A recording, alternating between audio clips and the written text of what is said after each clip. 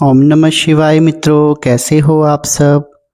माता रानी की कृपा से सभी अच्छे होंगे और अपने घरों में सुखी होंगे, संपन्न होंगे। दोस्तों, आज का विषय जिसके ऊपर हम चर्चा करेंगे वो विषय ये है कि जब आपके साथ माँ दुर्गा, माँ काली की शक्ति चल रही हो तो आपके शरीर के कौन से अंगों में दर्द होता है और साथ में शक्तियाँ आपके साथ चल रही हैं, उनके क्या क्या संकेत होते हैं। इस विषय के बारे में आज हम चर्चा करेंगे। इससे पहले कि हम विषय के ऊपर आएं, मेरा आप सबसे आग्रह है, जो भी मेरी इस वीडियो को पहली बार देख रहा है और मेरे YouTube चैनल पर पहली बार आया है, वो कृपया करके मेरी वीडियो को एक लाइक कर दे, चैनल को सब्सक्राइब कर दे और बेल आइकन को प्रेस कर दे, ताकि आगे जो मेरी वीडियोस आएंगी उनका नोटिफिकेशन उस तक पहुंच जाए। दोस्तों, जब हम अपनी वीडियोस में बार बार कहते हैं कि हमारी वीडियो को लाइक कर दीजिए, चैनल को सब्सक्राइब कर दीजिए, इसमें हमारा कोई लोभ नहीं होता। इसमें हमें खुशी मिलती है। एक तो हमें प्रोत्साहन मिलता है जब आप लाइक करते हैं, कमेंट करते हैं, और खुशी इस बात की होती है कि आप भी हमारे छोटे से परिवार सच्चे भगत के सदस्य बनते हैं। तो चलिए दोस्तों, शुरू करते हैं। दोस्तों, माँ दुर्गा और माँ काली की शक्ति जो है वो एक ही है। दोनों जो हैं वो जोड़े में चलती हैं और माँ दुर्गा जो हैं वो ही माता काली बन जाती हैं और माता काली जो हैं वो ही दुर्गा बन जाती हैं। एक जो है वो सौम्य रूप है माता का और दूसरा जो है वो तामसिक रूप है, क्योंकि माता काली जो है वो तामसिक भोग पर भी चलती हैं। माता महाकाली जो है वो सात्विक भोग पर भी चलती हैं। अगर उन्हें हलवा, पूड़ी, लड्डू, खीर इत्यादि चढ़ाए जाते हैं तो माता महाकाली के आगे अंडे, शराब, मांस और मदिरा भी चढ़ता है। इस बात में कोई किंवदंती नहीं है, ये सत्य है। और जो व्यक्ति माता काली की पूजा करता है उसके साथ माता दुर्गा चलती ही हैं। वो माता काली का सौम्य रूप है। और जो माता दुर्गा की पूजा करता है उनके साथ स्वयं ही माता काली की शक्ति जो है वो आ जाती है।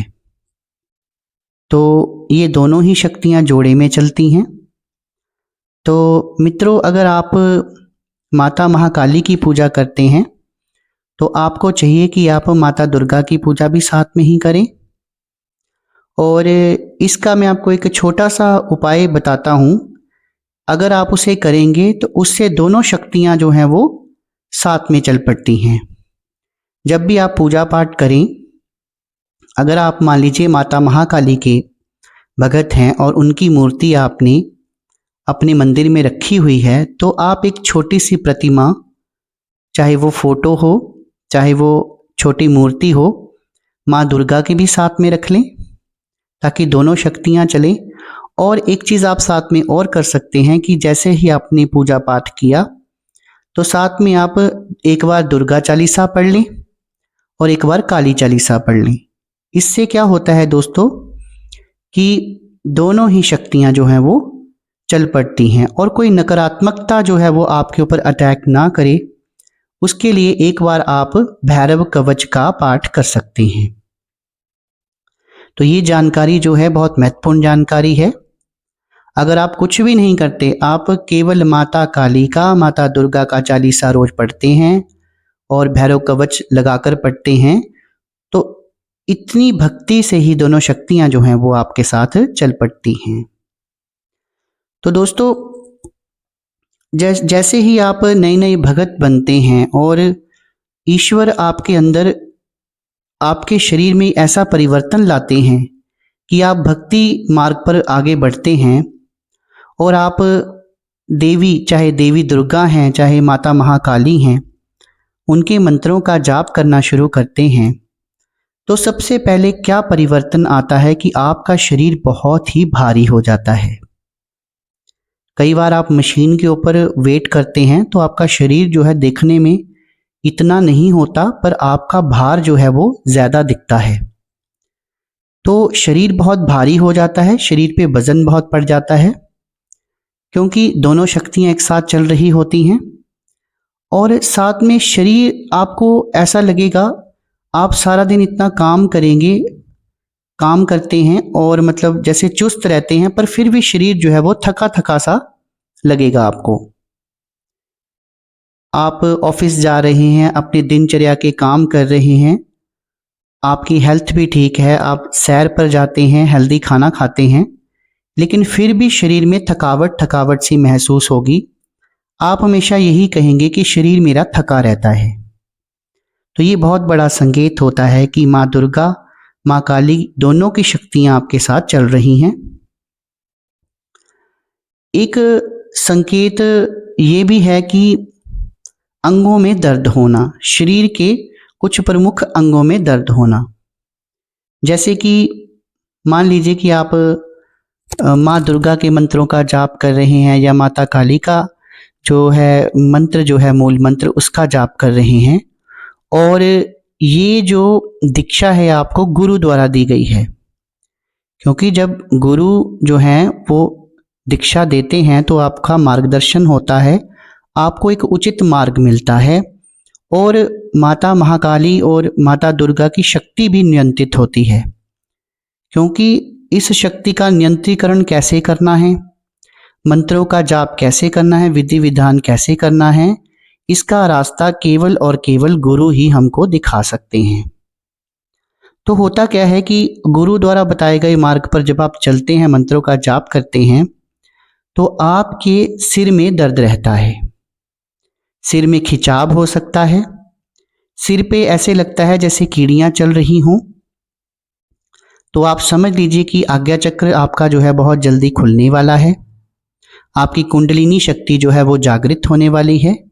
कमर में आपके मीठा मीठा दर्द रहता है, वो दर्द जो है वो कभी ठीक हो जाता है, कभी पुनः हो जाता है, और इतना ज़्यादा भी नहीं होता कि आप सहन ना कर सकें। आपके पैरों और हाथों में दर्द रहता है। तो ये सारे संकेत जो हैं, शरीर के अंगों में दर्द होना, इस चीज़ को दर्शाते हैं कि दोनों ही शक्तियाँ, माता महाकाली की शक्ति और माता दुर्गा की शक्ति जो है वो आपके साथ चल पड़ी है। इसके अलावा कई बार ऐसे भी महसूस होता है कि जैसे आपके पीठ के ऊपर सर्प चल रहे हैं, दो सर्प चल रहे हैं इकट्ठे, तो वो हमारी जो है कुंडलिनी शक्ति जो है वो जागृत हो रही होती है। क्योंकि एनर्जी जो है वो हमारे मूलाधार से लेकर आज्ञा चक्र तक ऊपर उठ रही होती है। जैसे जैसे आपके मंत्रों का जाप बढ़ता जाता है, वो लाखों में पहुंचता है, तो मंत्र जो है वो अनलॉक होते हैं, शक्तियाँ अनलॉक होती हैं, और एनर्जी जो है वो मूलाधार से लेकर हमारे आज्ञा चक्र तक जाना शुरू हो जाती है। तो ऐसा लगता है कि हमारी कमर के ऊपर, पीठ के ऊपर दो सर्प जो हैं वो घूम रहे हैं। तो ये कुंडलिनी जागरण का बहुत बड़ा संकेत है, और इस चीज़ का बहुत बड़ा संकेत है कि अब आप माता काली की पूजा कर रहे हैं तो माता दुर्गा की शक्ति आपके साथ चल रही है, और अगर माता दुर्गा की सात्विक पूजा कर रहे हैं तो माता काली की शक्ति भी आपके साथ चल रही है। क्योंकि ये दोनों शक्तियाँ अलग नहीं हैं, माँ दुर्गा से ही माता काली बनी हैं। जब दुष्टों का संहार करना हो तो ये माता काली का रूप ले लेती हैं। जैसे जैसे आपकी भक्ति का लेवल जो है ऊपर बढ़ता जाता है, तो देवियाँ जो हैं वो स्वप्न में दर्शन भी देती हैं, और ये दर्शन जो है स्त्री रूप में ही देती हैं। जैसे कि छोटी कन्या हो, आपको छोटी कन्या दिख सकती है, और माता महाकाली की शक्ति अगर आपके साथ चली है तो छोटी कन्या के रूप में वो स्वप्न में दिखती है, या बूढ़ी औरत के रूप में स्वप्न में दिख सकती है, या फिर काले रंग की औरत के रूप में वो आपको दिख सकती है। पुरुष के रूप में वो कभी नहीं आएंगी, पुरुष के रूप में कोई और नकारात्मकता ही आ सकती है। स्त्री के रूप में, या फिर ऐसी कोई स्त्री भी हो सकती है जो आपका भला चाह रही हो, स्वप्न में आपके साथ साथ चल रही हो, तो वो माता महाकाली की शक्ति होती है। इसके अलावा माता दुर्गा जो है वो अपनी मूर्ति स्वरूप में, जैसे कि भुजाओं में उन्होंने खप्पर पकड़ा है, तीरकमान पकड़ा है, तलवार पकड़ी है, वो जो उनका रूप है और शेर के ऊपर बैठी हैं, मूर्ति रूप में दर्शन देती हैं। और उनके शेर जो हैं वो भी आपके स्वप्न में कभी कभी आ सकते हैं। तो आप मान लीजिए कि माता दुर्गा की शक्ति भी आपके साथ चल रही है। इसके साथ साथ भगत को स्वप्न में देवियों के सिद्धपीठ दिख सकते हैं, उनके मंदिर दिख सकते हैं, उनके भजन जो हैं वो सुनाई दे सकते हैं, कानों में घंटियों की आवाज़ सुन सकती है। तो ये सारे संकेत जो हैं वो होते हैं।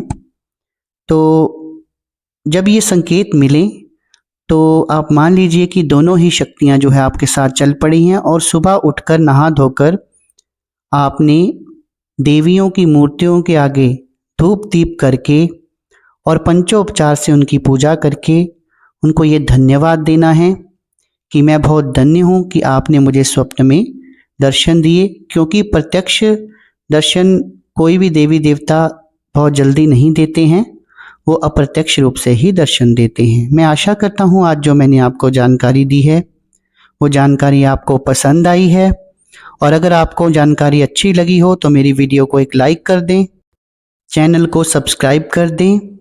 दोस्तों, आप लोग अपना कीमती समय निकालते हैं मेरी वीडियोस को देखते हैं, उसके लिए मैं आपका बहुत बहुत धन्यवाद करता हूं। आज की वीडियो में मित्रों इतना ही। कल फिर हाजिर होंगे एक नई वीडियो के साथ।